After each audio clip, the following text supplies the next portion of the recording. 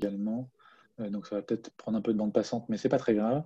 Donc Bain & Co qui nous avait envoyé en fait deux présentations, une plutôt orientée retail et une autre plutôt orientée fabricant.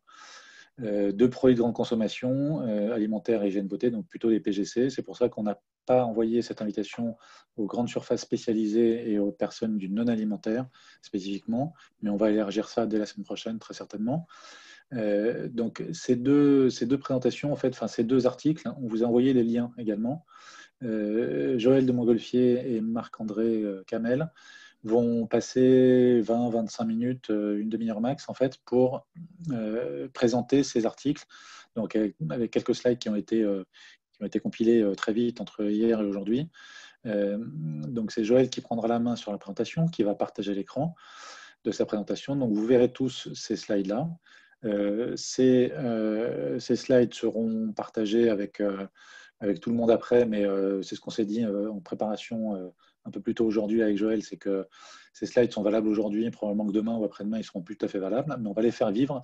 Et l'idée, en fait, est de créer ce forum d'échange entre vous tous et piloté par l'Institut du commerce pour que en fait, on ait le plus possible de choses, de process, de documents, d'idées, de bonnes idées à disposition pour les actionner, pour les activer et d'une part gérer la crise d'un point de vue opérationnel et d'autre part préparer la sortie de crise, même si c'est un peu tôt pour en parler, mais il est préférable toujours d'anticiper. Vous connaissez aussi l'Institut du commerce, qu'on fait, c'est d'essayer de préparer le commerce de demain. Donc là, le commerce d'après-demain, pour l'instant, on va le mettre un peu de côté, mais on va dire le commerce de demain, quand on sortira de cette crise, pouvoir réactionner en fait tout ce qu'il faut pour que ça fonctionne le mieux possible.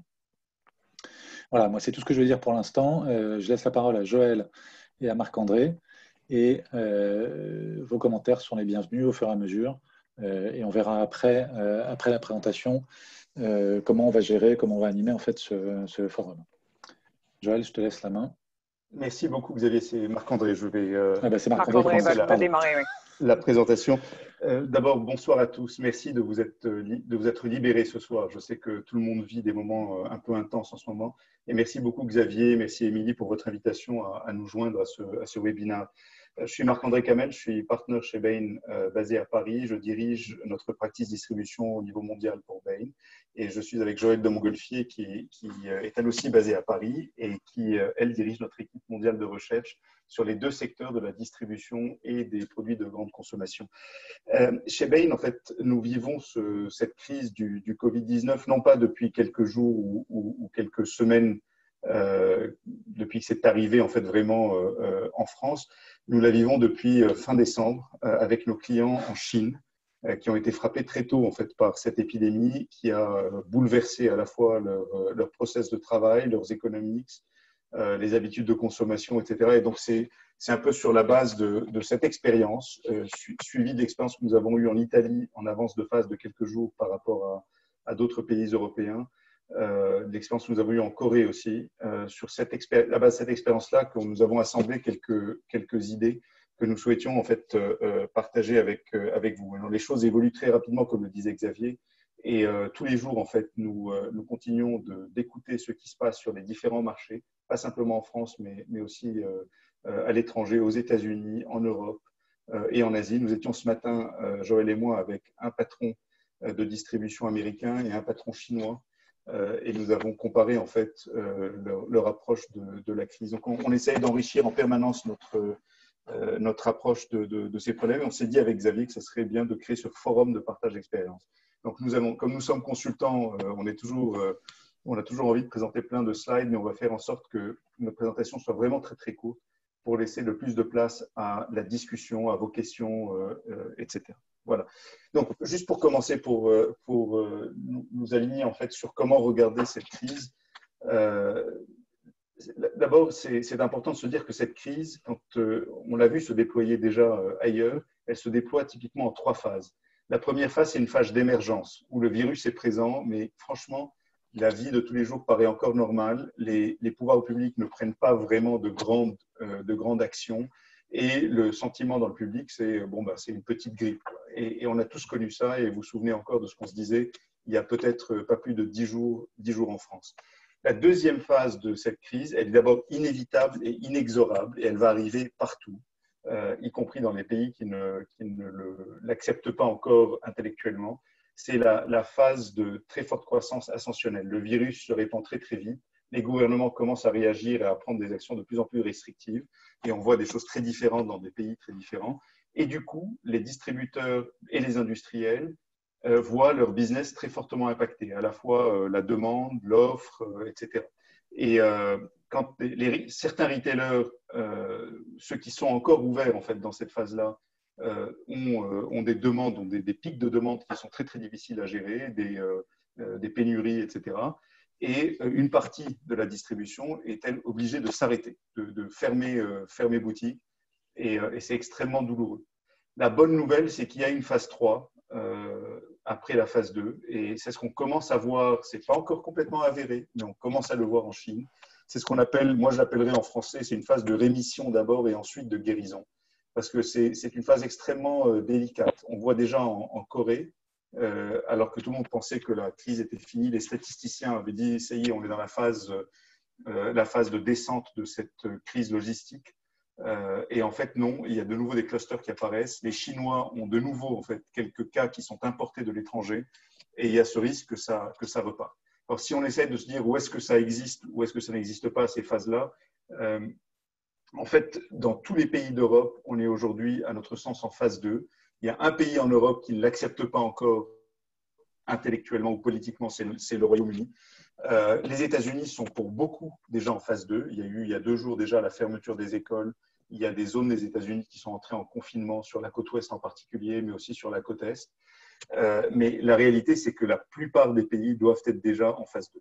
Alors, il y a des pays qui ne communiquent pas du tout. Je ne vais pas passer du temps sur la Turquie ou la Russie, qui ne communiquent quasiment rien. Mais il n'y a aucune raison de penser que ces pays ne sont pas en plein dans la phase ascensionnelle de la deuxième étape.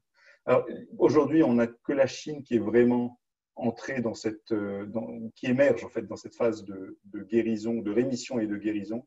La Corée n'est pas encore complètement sortie. On espère que ça va arriver, mais voilà comment les choses se déroulent. Alors, nous, en regardant ces 3 phases et en nous disant qu'on est clairement aujourd'hui dans cette phase 2, en France en particulier, on voudrait en fait essayer de partager avec vous quelques impératifs qui nous paraissent absolument critiques pour à la fois les distributeurs, mais aussi les industriels. Et pour l'avoir vécu, encore une fois, en Chine, pour l'avoir mis en œuvre avec certains clients en Italie, on sait que ce sont des phases qui sont vraiment très importantes. Dès la phase 1, en fait, il y a un besoin de très vite mobiliser une équipe de réponse à la crise. La plupart d'entre vous, dans vos entreprises, vous avez déjà ça. C'est rarissime de rencontrer aujourd'hui une entreprise qui, quelques semaines après le début du Covid, n'ait pas fait ça. Donc ça, c'est déjà quasiment partout, même si c'est fait plus ou moins intensément, plus ou moins systématiquement dans les différentes entreprises. Pour nous, le premier impératif vital des business dans lesquels vous êtes, c'est de protéger les gens, c'est protéger les employés de vos entreprises d'abord. Parce que s'il n'y a pas d'employés, comme le me rappelait ce matin le patron de l'entreprise chinoise avec laquelle on discutait, si je n'avais plus de personnel dans mes magasins, j'aurais pu fermer l'entreprise. En fait. Donc, 1, c'est protéger les employés et 2, c'est protéger les consommateurs. Et ça, on n'y reviendra pas trop aujourd'hui parce que tout le monde est déjà dans cette phase-là. Mais je dois dire que la mise en œuvre aujourd'hui, elle est fortement variable. Quand vous baladez dans les magasins parisiens, c'est assez variable, la mise en place de situations de gestion sanitaire en fait, des magasins et de la relation avec les clients. Mais les impératifs qui suivent sont très importants aussi. D'abord, c'est de placer toutes les opérations en mode de crise. J'y reviendrai pour la partie retail et Joël y reviendra tout à l'heure sur la partie industrielle. C'est aussi de sauver le plus possible tout le cash qu'on peut avoir. Cette crise est une crise de cash d'abord en fait pour les entreprises. C'est pas une crise de profitabilité, c'est pas une crise de like for like, etc. C'est le cash qui doit être protégé le plus possible pour être capable en fait de s'adapter aux nouvelles réalités financières et de survivre les quelques semaines que la crise va durer. L'impératif d'après, et il va venir assez vite, c'est contre-intuitif, je vous promets, surtout dans toutes vos entreprises qui doivent être aujourd'hui complètement consommées en fait par par la gestion immédiate du court terme, il faut très très vite commencer, en plein milieu de la phase 2, commencer à poser les jalons en fait, du plan de sortie de crise. Savoir comment, on y reviendra tout à l'heure, mais savoir comment on va émerger tous ensemble plus fort de cette crise et non pas en victime de ce qui se sera passé. Évidemment, derrière, il y a un dernier impératif qui est de communiquer. On ne communique jamais assez dans ces phases-là. Et au-delà de communiquer, avec Joël, nous, on pense que il y a quelque chose, il y a une leçon en fait très très forte de ce qu'on a vu dans d'autres pays, c'est de collaborer. Et la collaboration, elle est avec les pouvoirs publics, elle est entre fournisseurs et distributeurs. Elle peut être collaboration en interne. On voit des nouveaux modes de travail qui émergent dans cette période-là. Mais ça peut être aussi une collaboration dans le secteur entre entreprises qui ont été jusque-là des concurrents féroces pour s'aider au niveau d'une zone de chalandise, au niveau d'une ville, au niveau d'un quartier, pour partager peut-être qui des collaborateurs, qui des produits, qui des capacités logistiques, etc. Donc voilà, le menu en fait de la gestion de cette crise étalé sur les 3 phases, c'est 6 impératifs. Et ce que je vous propose de faire, c'est maintenant de rentrer dans 3 chapitres. Le premier chapitre, c'est partager quelques éléments tirés de notre expérience pour les distributeurs. Tirer ensuite, et c'est Joël qui le fera, ou partager avec vous quelques éléments de plan d'action pour les industriels. Et ensuite, nous, on arrêtera la partie présentation et on voudra absolument créer un dialogue avec vous autour de cette table virtuelle. Voilà. Donc, si cet ordre du jour, ce sommaire vous va bien, je vous propose de passer directement dans la partie retailer. Et je ne vais pas passer, comme je vous le disais tout à l'heure, je ne vais pas passer sur les impératifs 1 et 2, donc la mise en place d'une cellule de crise et deuxièmement la protection des gens en fait. Je vais aller directement sur ce qui est aujourd'hui en fait en train d'évoluer le plus vite, c'est la gestion des opérations en mode de crise. Il y a quatre domaines que je vous propose de considérer. Le premier, c'est les opérations magasins. Alors je dis magasin, mais c'est tout l'environnement en fait de vente. Ensuite, le deuxième sujet, c'est la chaîne d'approvisionnement. Le troisième sujet, qui est un sujet qui a pris une énorme importance ces jours-ci, c'est l'exécution en fait des ventes en ligne. Et le quatrième sujet, c'est tout ce qui est entrepôt et logistique, au-delà de ce que j'aurais dit dans la partie approvisionnement. Donc, sur la partie opération dans les magasins, nous, il nous semble qu'il y a 2 grands chapitres. C'est des macro-chapitres. Évidemment, derrière tous ces points-là, il y a beaucoup, beaucoup de détails. Je vais essayer de rester à un niveau suffisamment élevé pour qu'on puisse aller très vite sur ces points et aller vite à la discussion. Donc, il y a un chapitre qui est de continuer à mettre l'accent sur la protection des gens, la santé et la sécurité en fait. Et là, ça veut dire que en fait, dans les opérations des magasins, il faut augmenter significativement tous les efforts de nettoyage, minimiser toutes les opérations de manutention, minimiser en fait toutes les choses qui augmentent, enfin la promiscuité entre les gens et le contact entre les gens. Et donc, ça peut vouloir dire rationner l'entrée, donc faire entrer les clients peut-être un par un dans certains cas, on l'a vu en Italie, mais en tout cas dans des nombres limités dans les magasins. On le voit aujourd'hui aussi, si vous avez eu l'occasion d'aller faire des courses à la boulangerie ou ailleurs, c'est déjà le cas en fait dans certains magasins en France. Et puis, c'est réfléchir aux heures d'opération. Il y a des magasins qui ont déjà pris des initiatives très intéressantes où il y a des heures qui sont dédiées aux personnes faibles, en fait, donc les personnes, nos anciens, nos aînés. Il y a des heures dédiées aussi pour les personnes handicapées. Il y a des magasins en Europe, ailleurs en Europe, qui ont commencé le rationnement, c'est-à-dire la réservation des quotas d'entrée par heure. On doit réserver 1 heure pour aller accéder au magasin. Donc ça, c'est une première chose. Mais pour moi, la difficulté la plus grande que les distributeurs vont rencontrer dès cette semaine, et ça va aller crescendo dans les 2-3 semaines qui viennent jusqu'à ce qu'on trouve un nouvel équilibre, en fait, un nouvel optimum, c'est d'adapter les opérations aux problématiques de pénurie de personnel. Depuis que la France est entrée en fermeture des écoles, ce n'est pas la maladie ou la pénurie de produits qui va poser le plus grand problème aux distributeurs, c'est la pénurie de personnel. En fait, qu'est-ce qui se passe? On a jusqu'à entre 30 et 50% du personnel. Il y a des distributeurs qui sont avec nous dans le webinaire. Je serais curieux tout à l'heure d'entendre leur expérience de ces 2-3 derniers jours, mais entre 30 et 50% du personnel qui ne vient pas.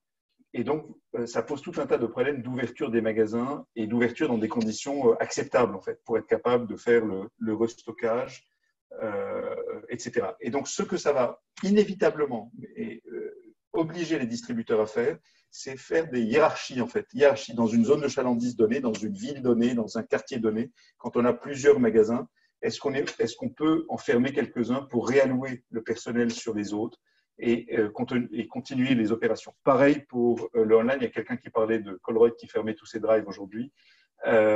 C'est la même chose en fait, et donc tous les distributeurs sont confrontés à ce problème de pic de demande et pénurie de personnel. Donc ça, c'est la problématique des opérations. On pourra y revenir tout à l'heure. Je serais curieux d'entendre encore une fois vos expériences. Deuxièmement, c'est la supply chain et c'est surtout l'approvisionnement en produits en fait, du côté retail. Donc c'est le category management, etc. Et là, depuis un moment, on voit les retailers qui agissent en mode crise, en fait, et qui se disent, on arrête nos plans de catégorie management habituels, on arrête nos planogrammes habituels. Ce n'est plus possible, en fait. Aujourd'hui, la plus grande urgence, c'est presque une mission de salut public, en fait, c'est d'assurer que sur tous les besoins essentiels de la population, on arrive à leur vendre des produits. Et peu importe si on a une offre de 45 SKU différentes dans une unité de besoin, on va essayer de réduire la complexité, mais de s'assurer qu'il y a le maximum de produits disponibles pour satisfaire les besoins de nourriture de la population. Rappelez-vous aussi qu'il y a une chose qui se passe en ce moment, c'est que la population étant confinée à la maison, on ne déjeune plus sur le lieu de travail. Donc, il y a mécaniquement en fait plus de besoins d'achat de nourriture en magasin qu'il n'y en a jamais eu dans le passé. C'est une explication, ce n'est pas juste les gens qui sont en panique et qui veulent plus de produits, c'est simplement qu'ils se préparent à cuisiner beaucoup plus à la maison et à se nourrir beaucoup plus à la maison qu'ils ne le faisaient dans le passé. Donc, il y a ce besoin de continuité de l'offre et donc c'est sûrement des négociations aussi entre les distributeurs et leurs fournisseurs pour être capables d'avoir cet approvisionnement, simplification de l'assortiment, ajustement des types de packaging, etc. Et focalisation sur l'obtention en fait, du maximum de produits en magasin. Pourquoi je dis ça? Parce que rappelez-vous qu'il y a une semaine, le nord de l'Italie a été confiné, a été mis en quarantaine. Eh bien, quand vous êtes dans cette situation, on l'a vu, alors, tous nos clients l'ont vu en Chine, on l'a vécu, c'était un cauchemar. Il y avait des produits dans des camions et les camions étaient bloqués à la porte d'une région, en fait, d'une province chinoise. On a vu ça aussi en Italie. Donc, le produit était là, impossible de l'amener, de le faire transiter dans la région.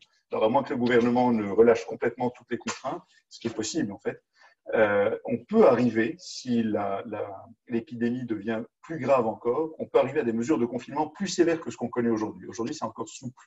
On pourrait arriver à quelque chose de plus sévère comme on l'a vécu en Chine. Et dans ce cas-là, c'est très, très important de descendre le plus possible, le plus bas possible, le plus de quantité de produits dans les magasins. Voilà. Je m'arrête. Évidemment, ce n'est pas forcément la meilleure période pour faire des promotions. Et la plupart des distributeurs vont sans doute arrêter de faire certaines promotions qui étaient des promotions de business as usual dans une période comme aujourd'hui. Il y a ensuite la partie online. Le online a connu un pic de croissance extrêmement fort et il connaît en fait les mêmes problèmes que les magasins, c'est-à-dire pénurie de produits, mais surtout pénurie de personnel aujourd'hui. Et donc, il y a tout un certain nombre d'idées en fait, qu'on peut déployer pour essayer de suivre la demande et satisfaire les besoins des clients. Aujourd'hui, on en est à entre 8 et 12 jours pour livrer des commandes. En Angleterre, Tesco hier était à 17 jours. Et évidemment, ce sont des problèmes qui se payeront à un moment dans l'image que les clients vont garder en fait, de vos services online. Mais aujourd'hui, voilà, il faut gérer la crise. Certaines des solutions de crise peuvent être ce qu'on a évoqué tout à l'heure, c'est-à-dire éventuellement réallouer du personnel de magasin vers les drives. Il peut y avoir d'autres solutions si des chaînes sont obligées de fermer des magasins entièrement parce qu'elles ne peuvent plus les staffer en fait.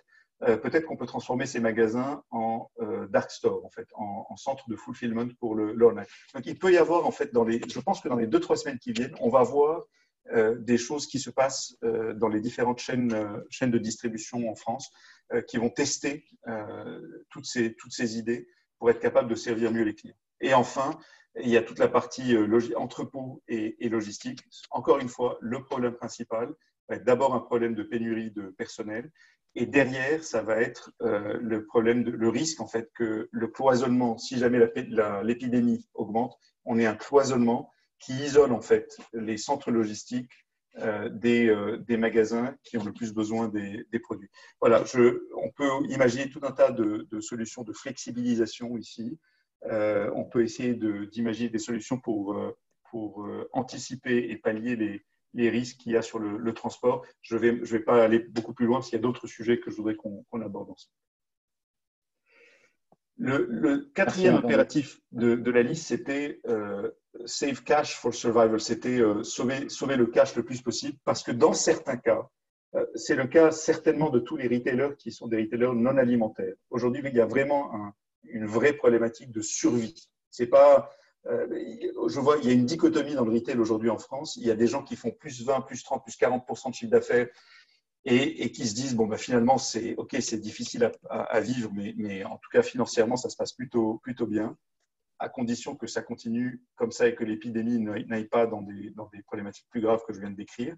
Mais de l'autre côté, vous avez l'autre moitié des retailers de France qui sont très, très, très inquiets parce qu'ils sont exsangues et qu'on n'arrive même pas encore à anticiper les problématiques de supply chain qui vont suivre une fois la phase de recovery, de guérison et de rémission arriver. Donc là, si on parle vraiment des distributeurs qui sont plutôt du côté alimentaire, en fait, alimentaire et near food, nous, on pense qu'il y a, et je ne vais pas rentrer dans trop de détails, mais il y a 2 types de mesures qu'il faut absolument mettre en place. Après avoir aussi convaincu l'ensemble du management des entreprises que le cash est absolument critique. Il y a beaucoup de gens qui ne se posent pas cette question et ils devraient absolument se la poser. Il faut absolument se poser cette question, même si on entend en France, on a la chance de vivre dans un système social en fait où il y a un État qui dit qu'il va aider, il va empêcher les faillites, etc. C'est absolument critique que le logiciel en fait du management de toutes vos entreprises, qu'elles soient industrielles ou qu'elles soient distributeurs, se change en fait et déclenche en fait une urgence sur la partie cash. Dans les mesures, il y a des mesures qu'on appelle des mesures de frein. Donc, je tire le frein à main en fait sur un certain nombre de dépenses. Ça peut être, je réduis les capex, j'arrête un certain nombre d'engagements avec des externes qui ne sont pas forcément critiques. Je négocie avec mes fournisseurs pour essayer d'étendre un peu les délais de paiement et sauvegarder un petit peu le cash. Et puis, on a vu ça de façon répétée ces derniers jours. Vous avez vu ça dans les journaux. Toutes les entreprises essayent de tirer sur leur ligne de crédit auprès des banques. Mais il y a des choses qui sont plus compliquées à réaliser. On appelait ça, c'est un peu casser la porcelaine. En fait. Là, c'est dans les situations qui sont beaucoup plus difficiles, plus délicates, c'est se dire il peut y avoir aussi des mesures de frein sur les salaires ou de coupe, de participation en fait de l'ensemble de l'entreprise à l'effort global pour survivre. Ça peut être aller jusqu'à même réduire en fait la force vive d'entreprise, ce qui n'est pas forcément la première chose à faire pour la sortie de crise en quelques semaines, mais c'est une option qui sera regardée par certains, dans certains cas très compliqués. C'est réfléchir à fermer un certain nombre de magasins ou sortir de certaines géographies. Et puis, c'est arrêter toutes les dépenses non business qu'on peut retarder un petit peu. Ça peut être la maintenance de certains magasins. Ça peut être des projets d'investissement qu'on avait fait, mais on va essayer de tout retarder. Encore une fois, le problème n'est pas un problème de rentabilité, c'est un problème de cash. Donc voilà pour cette partie-là. Je voudrais juste dire un mot avant de passer la parole à Joël sur l'étape d'après. Je pense que c'est important de se dire qu'il y a une sortie du tunnel, en fait. Il n'y a pas que la crise telle qu'on la vit en ce moment dans cette phase ascensionnelle. Et dans cette phase 3, moi j'attire votre attention, et je ne vais pas rentrer dans trop de détails, mais j'attire votre attention sur 2 têtes de chapitre. Je serais ravi qu'on en parle après. D'abord, je pense que tous les distributeurs vont devoir, en sortie de cette crise, et ça commence dès maintenant, en fait. Le problème, c'est qu'on ne peut pas trop attendre. On ne peut pas attendre des semaines et des semaines et se retrouver face au mur pour adapter tous les plans de l'année, en fait. Parce que 2020, on va arriver probablement à l'été, à la sortie de cette crise, et il y aura encore toute la moitié de l'année. Tous les plans devront être adaptés, et surtout le retour graduel à cette nouvelle normalité dans laquelle on sera. Il va falloir la préparer. Par exemple, comment vous relancez votre système de staffing, comment vous remettez en fait, alors que vous avez réalloué complètement vos employés de magasins, etc., comment vous repartez sur un système plus normal, comment vous repartez sur un système d'assortiment normal, comment on remonte en puissance dans les commandes auprès des industriels, comment on recrée les planogrammes, à quelle vitesse, avec quelle urgence, etc. Qu'est-ce qu'on peut tirer comme leçon aussi du choc pour rendre notre business plus résilient à l'avenir? Comment on revoit tous les niveaux de stock et comment, in fine, on se retourne en fait financièrement et on se dit voilà comment on va finir l'année, voilà les niveaux de cash qu'on va générer, voilà les capex qu'on peut lancer quand même parce qu'il faut que la machine continue de tourner, etc. Et comment on se prépare à des choses un peu plus positives. Parce que ce qui est très intéressant, c'est si vous regardez les deux dernières crises, celle de 2001 avec le SARS et celle de 2008, elles ont été suivies de périodes de boom économique. Donc, il ne faut pas non plus sombrer dans une morosité complète. Il faut se dire que c'est une période très difficile, mais qu'à la sortie, il faut se préparer. Et donc, c'est la dernière partie de ma planche sur la partie droite. Il y a tout ce qu'on fait pour cette année et il y a aussi comment on sort stratégiquement plus fort de cette crise. Et ça, ce sont des questions que les états-majors de vos entreprises doivent absolument commencer à se poser. Qu'est-ce qui a changé dans le marché? Qu'est-ce qui a changé radicalement et définitivement dans le comportement des consommateurs? Et qu'est-ce que ça implique pour notre stratégie? Est-ce qu'il y a aussi des opportunités sur nos compétences, sur notre réseau, etc. Est-ce qu'il y a des choses qu'on peut faire rapidement pour monter en compétences, pour renforcer notre réseau? Et est-ce qu'il y a en fait des leçons à tirer sur le futur, sur la stratégie de cette crise, sur notre position de coût à long terme et sur notre résilience financière à long terme? Voilà. Mais le message principal, c'est qu'il y aura une guérison et une rémission après cette crise. Merci Marc-André de cette note positive, c'est très bien. Est-ce qu'il y en a un qui veut lever la main et faire un commentaire? Marc-André avait envie d'avoir le point de vue des distributeurs qui sont là. Donc, il y a des personnes de Carrefour et des personnes de Auchan qui sont là. Est-ce que l'un d'entre eux voudrait faire un commentaire? Il faut juste à ce moment-là envoyer un message dans la conversation en disant oui, moi j'ai envie de prendre la parole, ou de lever la main et je regarde vite pour activer le son. Et si ce n'est pas le cas… Sinon, je vous propose que Joël continue. On continue, puis ensuite, exactement. On fait Q&A plus large. Ok. Et on répondra à la question de B, je crois que c'est Benjamin Lefebvre, un petit peu plus tard. Joël, on te laisse la main. Très bien. Je prends la suite sur la partie plan d'action pour les sociétés de grande consommation. D'abord, pour dire une première chose, c'est par rapport au plan d'action que Marc-André a présenté, il y a en fait énormément d'éléments qui sont partagés et sur lesquels je ne vais pas revenir. Tout ce qui concernait la mise en place de cellules de crise, tout ce qui concerne la protection des employés.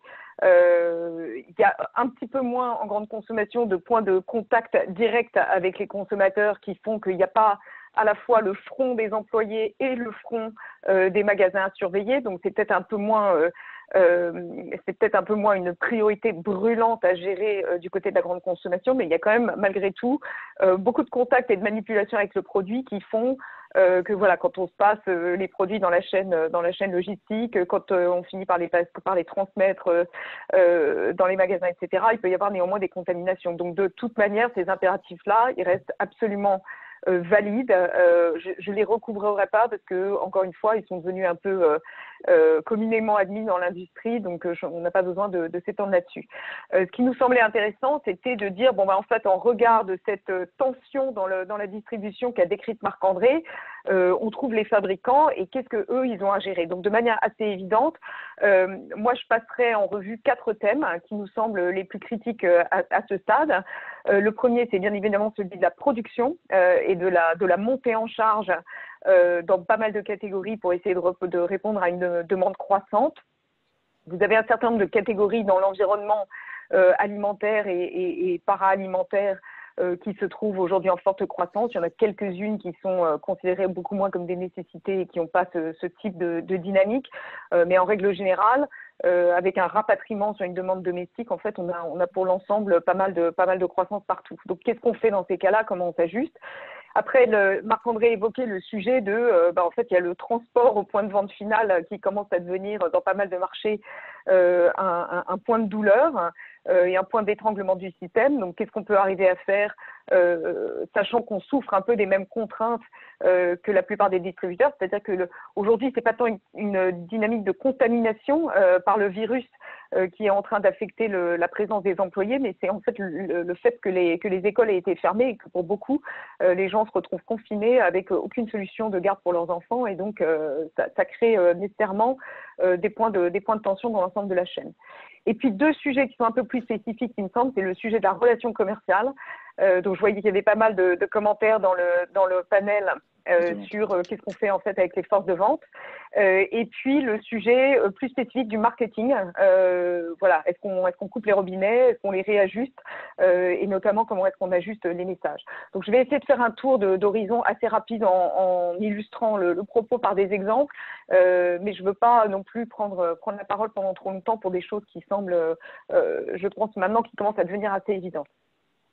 Dans l'ajustement de la production, évidemment, il y a l'ajustement de la planification de la demande et les mécanismes qu'on arrive à mettre en place pour essayer de monter en charge le plus vite possible. Dans les catégories où on observe un accroissement de demande, nous, souvent, ce qu'on a vu mettre en place par des clients, ce sont c'est en fait la simplification de l'assortiment que décrivait Marc-André de l'autre côté pour s'assurer qu'il y ait une continuité d'approvisionnement. En fait, on va passer sur des batchs de production beaucoup plus efficaces, beaucoup plus longs, qui font qu'on se recentre beaucoup sur ce que nous on appelle les hero SKUs, donc vraiment les produits iconiques par catégorie, et puis qu'on va aussi éventuellement pousser les formats qui sont un peu spécifiques aux canaux en forte demande, donc des packaging qui sont plus spécifiques au online par exemple. Ou des choses comme ça, ou à de la demande en ligne, pardon, ou des choses comme ça. Dans certains canaux, on voit aussi la demande pour des emballages ou des packs de taille beaucoup plus grande. Ça, c'est particulièrement vrai dans la période un peu de panique qui arrive en début de crise. Quand la consommation va se normaliser un peu après, ce sera sans doute moins pertinent. Mais on avait des commentaires de clients qui nous disaient ce virus a plus fait pour la simplification de nos assortiments que 10 ans de projet à essayer de couper la queue d'assortiment sans jamais y arriver. On voit aussi, il y a quand même des fonctionnements sous contrainte dans les usines. Donc vous avez évidemment cette pénurie de main-d'œuvre qui est handicapante, et puis vous avez aussi toutes les procédures qu'il faut mettre en œuvre pour garantir qu'il n'y ait pas de cross-contamination. Donc vous avez par exemple des équipes qui sont spécialisées sur la recherche-développement, l'ingénierie, la qualité, qui vont se focaliser sur une seule équipe. Donc en fait on découpe les équipes centrales et on les focalise sur une seule usine pour éviter qu'il y ait des risques de contamination entre les différents sites. Vous avez les contacts qui sont réduits entre les gens qui sont sur le floor de production et ceux qui sont plutôt dans les bureaux, et puis voilà tous les éléments de distanciation sociale qui sont mis en place, qui font que bon, on gère tout ça évidemment dans pas mal de contraintes. Et puis, on a beau avoir des objectifs un peu agressifs d'augmentation du stock. Nous, on avait un client, par exemple, qui nous a dit en temps normal, on a 25 jours de stock on va passer à 45. Le temps de passer à 45, en fait, la demande a tellement accéléré que finalement, ils se retrouvent avec seulement 15 jours de stock sur les mains.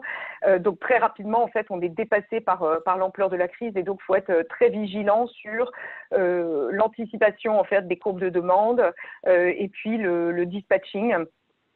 Pour l'instant, on n'a pas encore, en tout cas en Europe, vu de problématiques sur l'approvisionnement en matériaux de base. Donc, a priori, c'est pas un problème de disponibilité qui va se poser ici. C'était un problème qui était très présent en Chine, notamment quand on a eu des zones qui étaient fermées et du coup l'approvisionnement ne pouvait plus se faire. Donc, ça bloquait complètement les usines au-delà même de la contrainte de main-d'œuvre. Rapidement sur les autres éléments, sur la partie logistique, on voit se mettre en place en fait pas mal de systèmes assez créatifs de contournement, puisque Marc-André parlait évidemment de la capacité d'accès aux centres de distribution, mais assez, il y a pas mal en fait d'acteurs qui sont passés directement en flux tendu et qui font de l'approvisionnement au magasin. Donc toujours dans cette problématique de dire on va réduire les flux ou la durée des flux en fait au maximum et on va essayer de se focaliser sur l'approvisionnement du point de vente. Donc on a la mise en place pardon, excusez-moi, je me suis trompée de planche. La mise en place de la livraison au point de vente. On a vraiment l'optimisation du fret en s'assurant qu'on enlève toutes les catégories de queue de peloton ou tous les produits de queue de peloton pour se focaliser uniquement sur ce qui va vraiment sortir, ce qui va remplir les linéaires et qui va du coup remplir aussi les camions. Donc il y a pas mal de travail sur la capacité de distribution. On essaye d'aller chercher en fait de la capacité disponible là où elle existe. Donc évidemment tous les logisticiens tiers, mais il y a des phénomènes assez créatifs qui essaient de se mettre en place, notamment avec les gens qui ont de la flotte beaucoup plus petit format qui va directement auprès des points de vente, donc des plus petits vans, voire même du Uber en utilisant toute la flotte de Uber Eats. Avec évidemment l'attention de s'assurer que tous ces tiers aient les mêmes protocoles sanitaires que ce qu'on essaie de renforcer par ailleurs dans l'ensemble de la chaîne. Voilà. Et puis, je pense qu'il y avait pas mal de débats là-dessus dans le panel, mais effectivement, comment est-ce qu'on redéploie notre relation commerciale? Donc, il y a toute la problématique des comptes clés. Et donc, les comptes clés, il y a déjà le fait de garder la ligne ouverte alors que les distributeurs sont au four et au moulin en ce moment, aux abois, donc pas forcément toujours joignables, et que les mesures de confinement font qu'on est obligé de mener pas mal de discussions, soit par vidéo, soit par téléphone, mais il n'y a plus beaucoup de points de contact directs. Donc, on voit des mesures de renforcement de la communication avec des discussions qui ont lieu plutôt de manière journalière que hebdomadaire ou mensuelle à ce stade. On a des mesures conjointes de contrôle des prix et de la promotion. Marc-André en parlait, il y a des promotions qui sont malvenues en ce moment, il y a des promotions qui de toute façon ne peuvent plus se déployer puisque certains réseaux ont été fermés. Donc tous les acteurs, même ne serait-ce que dans l'hygiène ou des choses comme ça, ont vu tout un tas de magasins et de points de vente fermés. Vous avez la problématique du online, donc évidemment vous avez une accélération de circuits de vente tels que Amazon. En fait, sur Amazon, vous avez ce que vous vendez en first party, ce que vous vendez par Amazon, pardon, ce que vous vendez éventuellement par vous-même, et puis vous avez des vendeurs tiers. Et donc, il y a eu des grosses problématiques, notamment sur toutes les catégories sanitaires, hygiène, etc., de contrôle des prix pour s'assurer qu'il n'y avait pas des distributeurs ou des grossistes qui étaient en train de se régaler sur le dos des clients avec des algorithmes parfois qui sont juste mal fixés et qu'il faut penser à désactiver. Que dire d'autre? Oui, une problématique aussi qui est plus spécifique peut-être aux acteurs qui sont très focalisés sur les circuits du hors-foyer. Mais vous avez tout un circuit qui est très pénalisé aujourd'hui par ce qui se passe. Les grossistes entrepositaires, tous les petits détaillants, les points de vente, etc. Et donc là, il y a un impératif de rester près de ses clients quand bien même ils sont fermés, etc. Mais d'arriver à équilibrer jusqu'à quel point je les soutiens pour les maintenir en perfusion pour l'après-crise ou quelles sont les mesures qu'on peut envisager de voir pour essayer de nettoyer d'ores et déjà notre réseau et de rendre les circuits plus courts, plus robustes, plus résilients pour la sortie de crise. La problématique de redéploiement. Donc, on a tout un tas de gens en fait aujourd'hui qui se retrouvent inoccupés. Vous avez effectivement cette problématique des merchandisers qui ne peuvent plus entrer dans les magasins pour des logiques très évidentes et très justifiables en fait de contrôle de la sécurité et de l'hygiène. Qu'est-ce qu'on peut faire de ces gens? Donc, juste quelques exemples anecdotiques peut-être, mais dans certaines catégories, on a vu des gens qui étaient redéployés vers le circuit online, mais plus dans des rôles, non pas de Salesforce et de merchandising, mais plus d'activation marketing ou de support à la consommation. Sur la partie logistique, j'ouvre peut-être un champ où il est sans doute peut-être exploré par d'autres, mais c'est vrai qu'il y a tout ce circuit des grossistes anthropositaires où vous avez de la capacité en fait disponible qui ne peut plus aller servir les petits points de vente. Comment est-ce qu'on récupère tout ça pour le rediriger vers le circuit qui ne sert pas d'habitude, qui est le circuit de la GSA, mais qui peut permettre en fait de rajouter une petite bulle d'air dans la livraison au point de vente. Et puis, dernière chose qui peut paraître anecdotique, mais je pense que vous avez tous, comme moi, reçu des messages publicitaires qui vous semblent complètement déplacés dans le contexte actuel, ou alors vous êtes sur votre flux Instagram et tout d'un coup, vous voyez des choses qui apparaissent, qui reflètent pas mal votre profil de navigation des derniers jours. Donc, il y a adaptation à la fois des canaux sur lesquels on fait la promotion des marques. Évidemment, beaucoup plus de gens sont confinés à la maison, c'est particulièrement vrai pour le marché français, mais donc il faut rerouter tout ça en dehors des circuits qui étaient plutôt les circuits de contact physique, activation sur site, sur point de vente, etc. Repartir vers les médias traditionnels que sont la télévision, la radio, mais évidemment le canal online. Donc ça, tout le monde y pense, tout le monde l'a fait. De manière pas si anecdotique que ça, il y a aussi toute l'adaptation du message. Je prends l'exemple d'une marque américaine qui est Hershey, mais qui a toute une stratégie de marketing qui est autour du concept de spread the love. Et donc, leur message publicitaire, c'est toujours des gens qui se prennent dans les bras, qui se serrent les mains. Vous vous doutez bien que dans le contexte actuel, en fait, c'est extrêmement mal perçu. Donc, en fait, ils vont tout couper voilà, pour éviter, en fait, de porter le mauvais message ou d'être pris à revers en fait par la manière dont le message pouvait être reçu. Voilà, je suis désolée, je fais un balayage extrêmement rapide. Xavier de toute façon va partager la présentation telle qu'elle existe et puis vous avez vu que les articles étaient disponibles par ailleurs.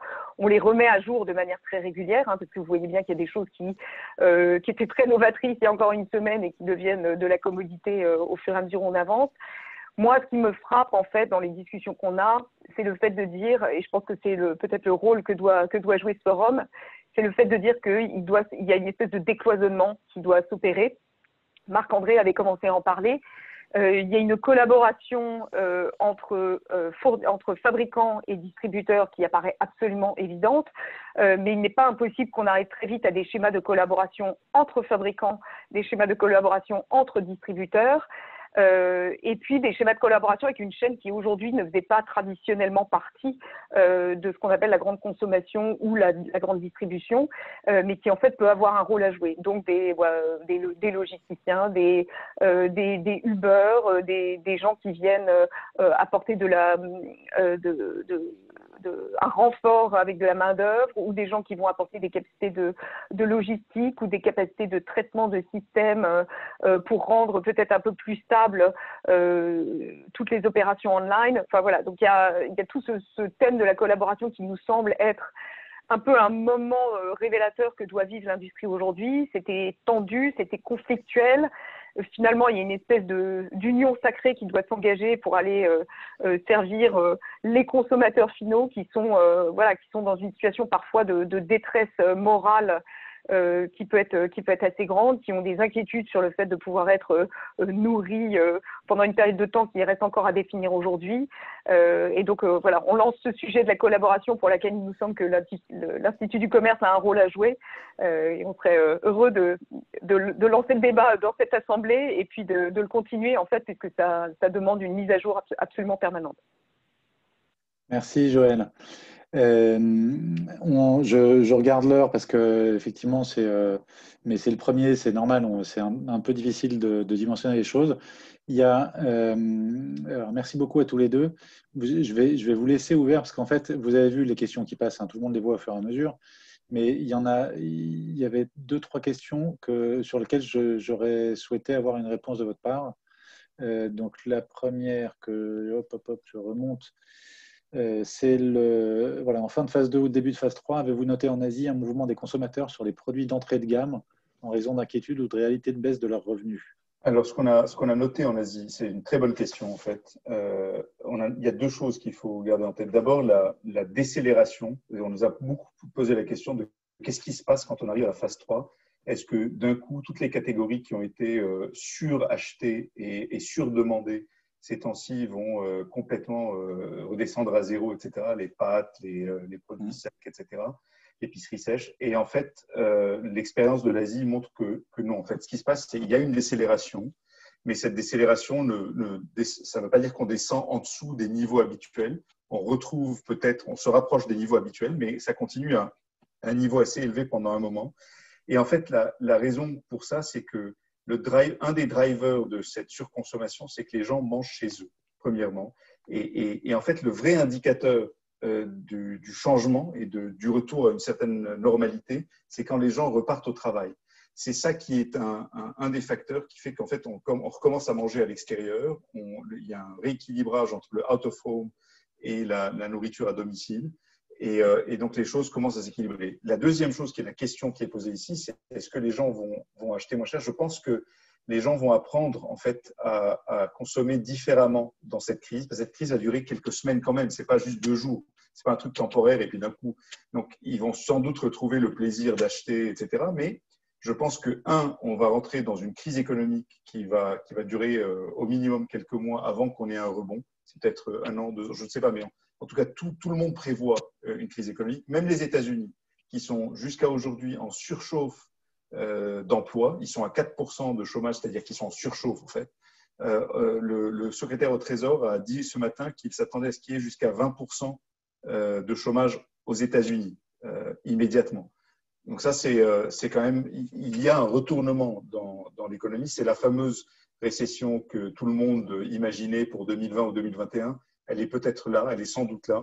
Et il est possible que cette récession économique, en fait, les craintes qui vont avec une récession entraînent une frilosité des consommateurs et un comportement un peu différent. Mais le besoin d'acheter ne va pas disparaître du jour au lendemain. Il est vrai, il y a quelqu'un qui faisait un commentaire aussi que certaines catégories ne sont pas autant demandées. L'alcool n'est pas autant demandé, le vin, etc. Les rayons sont pleins, en fait, et ça ne tourne pas autant. Oui, si je peux permettre, en fait, je pense que c'est une question de temporisation, hein, parce qu'il y a, donc là, on est dans les achats de panique encore, hein, on est dans les tout premiers jours du confinement en France, donc on a des gens qui font des stocks, qui se retrouvent, donc les foyers sont élargis, on se retrouve avec des enfants, etc. Le premier impératif, c'est l'impératif alimentaire. Maintenant, au bout de 3 semaines de confinement, je ne sais pas si on va pas revoir une reprise de ce genre de catégorie. On a observé des effets assez différents entre les différents marchés. Donc, typiquement, les spiritueux, que ce soit dans la crise du SARS, les spiritueux, les vins, etc., dans la crise du SARS, ou là, récemment, sur le Covid, en Chine, ça s'est complètement effondré. Les premiers signaux qu'on a du marché américain aujourd'hui, où les gens sont dans le phénomène de panique, c'est exactement le contraire qui est en train de se passer. Les Américains, eux, ils accumulent d'abord de l'alcool pour tenir éventuellement dans la durée. Donc, voilà, il faut prendre en compte ces effets de phase et le fait de dire, c'est amusant parce que je me dis, nous on commence déjà à avoir pas mal de gens qui nous contactent pour dire parlons de la sortie de crise. Concrètement, on est 2e jour du confinement, c'est-à-dire qu'on n'est même pas sorti vraiment de l'intensité de cette phase 2 qu'on décrit. Il y en a encore pour 2 semaines, je pense, avant que ça commence à se normaliser un peu. Donc il ne faut pas se voir sortir trop vite du tunnel. Il va y avoir des choses qui vont rester, il va y avoir des choses qui vont se standardiser. Un des phénomènes qui nous a été décrit notamment en Chine et que je trouve intéressant, c'est le fait de dire dans la période initiale du confinement, les gens ils sont très préoccupés par le fait d'avoir du stock. Donc il y a énormément d'épiceries sèches qui est acheté. Il faut pouvoir tenir dans la durée des choses qui puissent se conserver. Et puis au bout de 3 semaines de pâtes, les gens ils en ont ras-le-bol et ils veulent repasser sur du produit frais. Et donc là, on peut commencer déjà à voir, avec la lassitude des menus qui se suivent et se répètent, des déplacements en fait, de catégories qui vont s'observer. On va peut-être passer sur davantage de fruits, de légumes, de produits frais. Là, il y a beaucoup moins de capacité de stockage à long terme. On est sur du beaucoup plus périssable. Mais en fait, c'est bien de regarder ce qui va se passer dans 3 mois. Mais en fait, déjà, rien que dans les 2-3 semaines qui vont venir, on va avoir des phénomènes de volatilité qui vont s'exprimer d'une catégorie à l'autre et à l'intérieur des catégories. Ok, je reviens sur une question qui était un peu plus, il y a un tout petit peu plus longtemps. La demande en ligne explose. Faut-il couper les packs online adaptés? Marc-André, enfin, tous les deux, vous avez parlé, enfin Marc-André surtout en fait des packs pour le online ou des packs plus gros. Donc c'était prioriser en fait ou réduire en fait l'assortiment, mais entre les différents canaux, on a parlé pas mal de magasins physiques sur lesquels il y aura des contraintes particulières. Sur le online, on en aura aussi. Mais est-ce que cette notion de packaging dédié online, est-ce qu'il faut arrêter ou est-ce que... En fait, il y a une tension à gérer qui est celle de, il y a une partie de la tension qui vient de l'efficacité de la supply chain. C'est-à-dire que quand on est en train d'essayer d'augmenter les capacités de production, c'est compliqué de gérer des batchs de produits différenciés. Et donc, ce qui peut se passer, c'est qu'on a cette tension qui prime, notamment sur un marché comme le marché français, où en fait les packs online, enfin le gros du online en France, c'est quand même du drive, donc c'est quand même le même assortiment dans les magasins. On n'a pas énormément de sur-mesure de ce point de vue-là. C'est plus sur des circuits alternatifs type Amazon et dans des catégories personal care, home care, etc., où ça peut éventuellement jouer. Sur l'alimentaire, en fait, c'est très facile de justifier rapidement qu'on privilégie avant tout de faire tourner les usines à plein rendement et que du coup, il y aura beaucoup moins de diversification sur les packs. Je pense qu'il y a une semaine, on avait des conversations avec Marc-André où je lui disais, mais en fait, ce qu'on voit en Chine, c'est qu'ils ont commencé à recouvrir même les produits frais de plastique pour essayer de limiter les risques de contamination. Et Marc-André m'a dit, mais c'est inacceptable d'un point de vue développement durable, empreinte environnementale, etc. Je pense qu'il y a des choses sur lesquelles on va pouvoir relâcher l'attention, en tout cas dans les premières semaines, pour dire l'absolue priorité, c'est de nourrir tout le monde dans le maximum de sécurité possible. Peut-être que les packs online sur lesquels parfois on a de l'optimisation de quantité de carton, etc., on va relâcher un peu l'attention et puis on va passer sur des choses un peu différentes.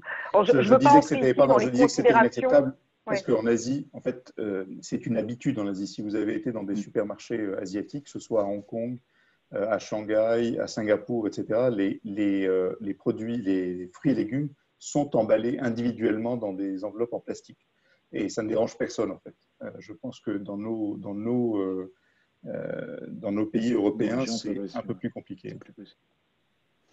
Ok, on arrive juste, parce qu'on arrive en fait à 3 minutes. Donc, je vois que quasiment tout le monde est resté. Donc, merci beaucoup à Joël et à Marc-André. On va, comme je vous le disais en intro, on va faire un compte-rendu de ce premier webinaire. Il n'y a pas eu beaucoup d'échanges parce que finalement, il y avait beaucoup d'informations descendantes, mais très importantes et très intéressantes à partager. Ce qu'on souhaiterait, si vous en êtes d'accord, et là, je m'adresse à tous les participants, et vous pouvez mettre des commentaires, mais ensuite, on va continuer à échanger par mail et sur le groupe LinkedIn, on va vous renvoyer toutes les coordonnées. L'idée qu'on souhaite porter aujourd'hui, et dans les semaines à venir, c'est vraiment du partage de bonnes pratiques. On en a évoqué quelques-unes, en particulier sur le fait de recentrer, un recentrage des points de vente, un recentrage de l'assortiment. Il y a des personnes qui sont présentes dans le webinaire qui ont dit qu'ils sont prêts à partager un certain nombre de données également. Donc, on va essayer de recenser tout ça. Je vais vous envoyer donc un mail avec la synthèse. Il faut juste le temps qu'on la fasse. Donc, vous n'attendez pas à ce qu'elle soit faite ce soir, ni probablement demain, mais on va essayer de faire ça pour vendredi. La lecture pour le week-end, maintenant semaine week-end, ça ne veut peut-être plus dire grand-chose, en tout cas dans cette période de confinement. Mais on va vous envoyer ça rapidement. L'idée, c'est d'initier ce partage. Et puis, on va probablement ouvrir un deuxième webinaire de ce type-là dans une semaine parce qu'il faut aussi le temps de digérer. Il y aura un certain nombre de choses qui se seront passées. Mais l'idée était vraiment de lancer cette initiative. Donc, merci aux deux présentatrices et présentateurs. Merci à vous tous, participants et participantes, d'être restés. Vos commentaires, ça continue à tomber. Merci, merci, merci, merci. Merci, merci, merci. Et c'était que le début. De toute façon, c'est que le début du confinement. Effectivement, je pense qu'il y a une question, c'est combien de temps va durer la crise? J'en ai aucune idée, mais c'est plusieurs semaines, c'est sûr. Si vous regardez ce qui se passe en Chine, ce qui se passe en Corée, ça commence à se réouvrir tout doucement, mais avec le risque effectivement que l'épidémie reparte. Donc, ça va être un certain temps, comme dit Cathy. Merci. Merci à tous encore une fois. On va s'arrêter là pour ce soir et c'est à suivre. Donc, on va continuer ce partage. Voilà, merci. Je vais, si tu peux, Joël, couper le partage d'écran. Ça va me permettre juste de reprendre la main. Et je vais demander juste aux 3 personnes de l'équipe, Sylvie, Françoise et Émilie, peut-être de rester 2 minutes de plus. Comme ça, on se débriefe juste entre nous. Et merci à tout le monde et très bonne soirée à tous et portez-vous bien. Merci, bonne soirée. Au revoir. Merci.